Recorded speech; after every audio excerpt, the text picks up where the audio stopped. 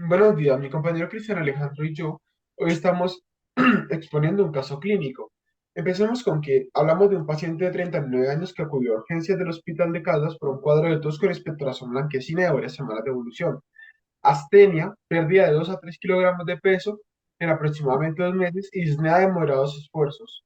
Prefería relaciones sexuales con otros hombres sin medidas de protección de forma habitual. Fumador de 30 cigarrillos por día, consumía alcohol los fines de semana e inhalaba cocaína de forma ocasional. No tenía otros antecedentes de interés ni tomaba tratamiento de forma habitual. La exploración física mostraba patrones normales, a excepción de temperatura de 38,2 grados y crepitas y crepitantes finos en ambas bases pulmonares. Su estado general era bueno, presentaba una exploración abdominal normal y ausencia de adenopatías palpables en territorios accesibles.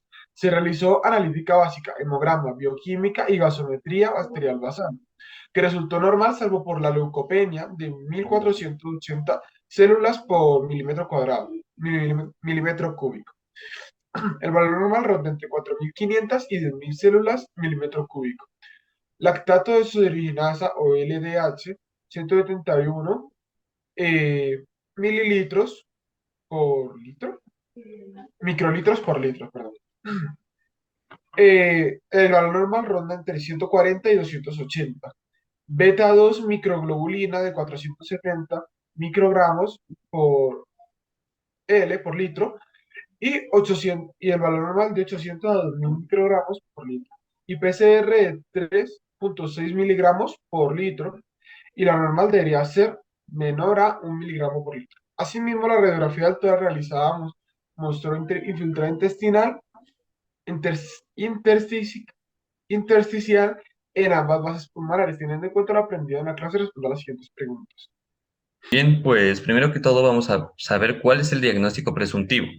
En primera instancia, nosotros pensamos que es una infección de VIH junto con una infección por Pneumocystis carini. Pues, ¿por qué? Primero que todo, el paciente presenta una serie de síntomas que pueden estar relacionados con varias enfermedades, entre ellas una infección respiratoria viral, la tos con expectoración blanquecina, la astenia, la pérdida de peso y la disnea de moderados esfuerzos con síntomas comunes de una infección respiratoria viral. Además de la práctica de relaciones sexuales sin medidas de protección, el consumo de tabaco, alcohol e inhalación de cocaína puede debilitar el sistema inmunológico del paciente y aumentar su susceptibilidad a infecciones. El hecho también de que el paciente tenga VIH también es relevante, debido a que el VIH es un virus que ataca el sistema inmunológico y lo debilita, lo que puede aumentar la gravedad de una infección respiratoria. Además, el VIH puede disminuir la capacidad del cuerpo para combatir infecciones, lo que puede retrasar la recuperación del paciente.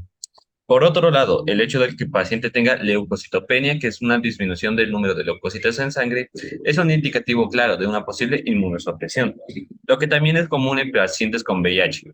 La presencia de infiltrado intersticial en ambas bases pulmonares en la radiografía del tórax también sugiere una infección respiratoria viral. Por lo tanto, es posible que el paciente esté sufriendo una infección respiratoria viral, especialmente considerando su historial médico y su estilo de vida. En cuanto a la exploración física, se menciona que el paciente presentaba una temperatura elevada de 38,2 grados centígrados.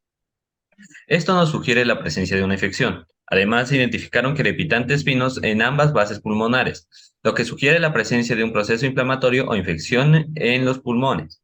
Los resultados de los exámenes complementarios muestran que el paciente presentaba una leucocitopenia, es decir, un descenso en el número de leucocitos o glóbulos blancos en sangre. La leucopenia puede ser causada por diferentes factores, entre ellos una infección viral como el VIH. Además, se observó una elevación en la beta 2 microglobulina, que es una proteína que se encuentra en la superficie de todas las células nucleadas de todo el organismo, y cuyos niveles pueden aumentar en presencia de infecciones o inflamaciones crónicas. La elevación de beta 2 microglobulina también es un indicador de la actividad del VIH en el organismo. En el caso del paciente en cuestión, los síntomas que presenta, como la tos seca, la disnea, la fatiga, son comunes en una neumonía por P. girovesi. Además, el examen físico reveló crepitantes finos en ambas basas pulmonares, lo que es consistente con la neumonía intersticial que se ve comúnmente en la PCP. Además, los factores de riesgo también son importantes para considerar el diagnóstico.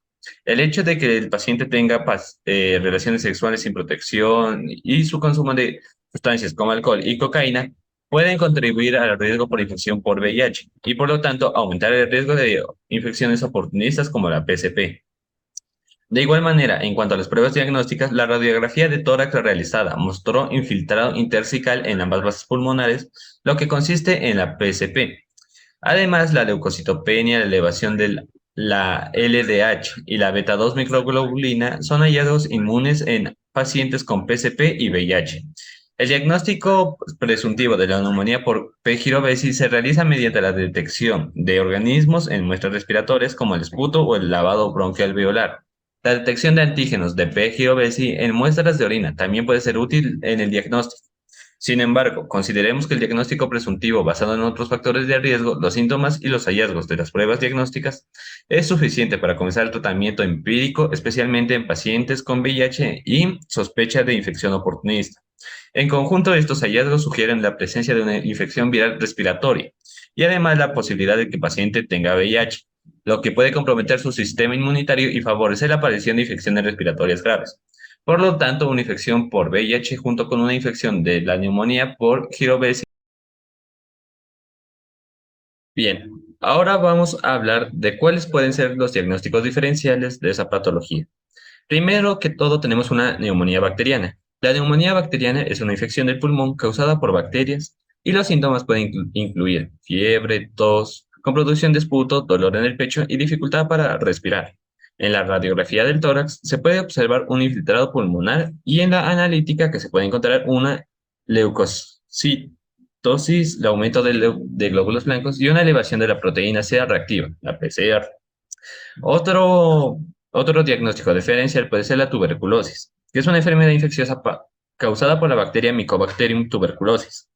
La sintomatología puede incluir tos con esputo, fiebre, sudores nocturnos y pérdida de peso.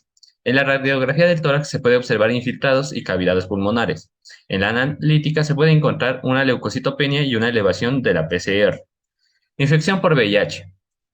El VIH es un virus que debilita el sistema inmunológico del cuerpo y aumenta el riesgo de infecciones oportunistas. Los síntomas pueden incluir fiebre, pérdida de peso, sudores nocturnos y fatiga. En la analítica se puede encontrar la disminución del cuento de linfocitos CD4 y un aumento en la carga viral de VIH. Neumonía por Pneumocystis jirovesi. La neumonía por Pneumocystis jirovesi es una infección pulmonar oportunista que suele afectar a personas con sistemas inmunológicos debilitados, como con personas con VIH. Los síntomas pueden incluir fiebre, tos seca, fatiga y dificultad para respirar. En la radiografía del tórax se puede observar infiltrados intersticiales difusos. También tenemos la neumonía por virus respiratorio sincital, que es un virus que causa infecciones respiratorias en las personas de todas las edades. Los síntomas pueden incluir fiebre, tos, secreción nasal y dificultad para respirar. En la radiografía de tórax se pueden observar infiltrados pulmonares y en la analítica se puede encontrar leucocitopenia. Finalmente tenemos una neumonía por influenza, que es una infección viral que puede causar neumonía en algunas personas. Los síntomas pueden incluir fiebre, tos, dolor de cabeza y dolor muscular. En la radiografía de tórax se puede observar infiltrados pulmonares y en la analítica se puede encontrar una leucocitopenia. ¿Qué exámenes de laboratorio se le deben solicitar con el fin de evaluar mejor el estado de salud del paciente según su cuadro clínico y las posibles coinfecciones que pueda estar presentando? Primero lo tendremos que hacer una prueba de VIH. Dado que el paciente tiene antecedentes de relaciones sexuales y medidas de protección, es importante descartar la presencia de una infección por VIH, ya que esto podría explicar algunos de los síntomas presentes y su inmunocompromiso. Un hemocultivo es muy importante ya que se debe descartar una posible bacteremia y especialmente, como le dijimos, el paciente que tiene problemas con su inmunocompromiso. Un cultivo de esputo. Se deben realizar cultivos de esputo para identificar posibles patógenos respiratorios, incluyendo bacterias, virus y hongos. Una prueba de función hepática. Las pruebas de función hepáticas pueden ayudar a detectar si hay daño hepático debido al consumo de alcohol o drogas. Niveles de lactazo deshidrogenasa o LDH. Los niveles elevados de LDH pueden ser un signo de daño celular que se ha asociado con la neumonía por P. giraubesi. Prueba de coagulación. Las pruebas de coagulación pueden ayudar a detectar si hay algún trastorno de la coagulación sanguínea que es más común en pacientes con VIH avanzado. Serología para otros virus respiratorios. Se pueden solicitar pruebas de serología para otros virus respiratorios comunes como la influencia y parainfluencia, además del BCR, para descartar la presencia de estas infecciones. Análisis de gases arteriales. Se debe realizar un análisis de gases arteriales para evaluar la función respiratoria del paciente y detectar posibles desequilibrios ácido-base. Estudio de imagen. Se debe realizar estudios de imagen como tomografía computarizada de tórax para evaluar la extensión de la enfermedad pulmonar y detectar posibles complicaciones. Ok, continuemos. ¿Cuáles son los análisis de laboratorio que confirmarían su diagnóstico plenamente? 4. ¿Cuáles son los análisis de laboratorio que confirmarían su diagnóstico plenamente y con cuáles haría seguimiento a la evolución del paciente y por qué? Para confirmar el diagnóstico de VIH debe realizar una prueba serológica que detecte la presencia de anticuerpos contra el VIH en la sangre del paciente, como ELISA o un Western blot. En caso de que el resultado sea positivo, se debe confirmar con una prueba adicional, como la carga viral de VIH para determinar la cantidad de virus en sangre del paciente. Además, se puede realizar pruebas de resistencia a los medicamentos para guiar el tratamiento. La reacción en cadena de polimerasa o PCR. La PCR es una técnica molecular que permite detectar el ADN del Pneumocystis jirovecii en muestras clínicas como esputo, lavado alveolar, o biopsias pulmonares. La PCR es más sensible que la tinción de Guillain y puede ser útil en pacientes con una carga de Pneumocystis jirovecii baja en la muestra. No obstante, por su precio no suele usar. Cultivo. Aunque el cultivo de Pneumocystis jirovecii es difícil y poco sensible, puede ser útil en pacientes con una sospecha de neumonía por este porque que no haya respondido al tratamiento empírico. Los cultivos son difíciles de obtener y no se recomienda como prueba diagnóstica de rutina. Para hacer seguimiento a la evolución del paciente, puede realizar análisis de laboratorio de forma periódica para evaluar la respuesta al tratamiento y detectar posibles complicaciones. Algunos de los análisis que se pueden solicitar son gasometría arterial. La gasometría arterial es útil para evaluar la función pulmonar y determinar si el paciente necesita oxígeno suplementario. Un hemograma completo. El hemograma completo se utiliza para evaluar la respuesta inflamatoria al paciente y detectar posibles infecciones o complicaciones. LDH. La LDH es una enzima que se libera en torrente sanguíneo cuando hay daño celular. La LDH es útil para evaluar la respuesta al tratamiento y tratar posibles complicaciones como el síndrome de lisis tumoral. Y la PCR para VIH. La PCR para VIH se puede repetir para evaluar la carga viral y respuesta al tratamiento antirretroviral, además de pruebas serológicas, enzimoinmunoanálisis y un Western blot.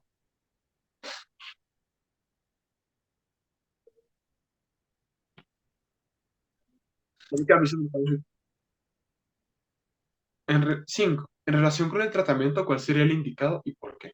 El tratamiento de elección para la neumonía por neumocistis jirovecii en pacientes con VIH consiste en una terapia combinada de trimetoprim, sulfametazoxazol o TMP-SMX y corticosteroides. El TMP-SMX es efectivo para el tratamiento y prevención de las infecciones por neumocistis jirovecii, debido a que interfiere con la síntesis del ácido fólico, lo que inhibe el crecimiento del parásito. Los corticosteroides, por su parte, disminuyen la inflamación en los pulmones y mejoran la oxigenación.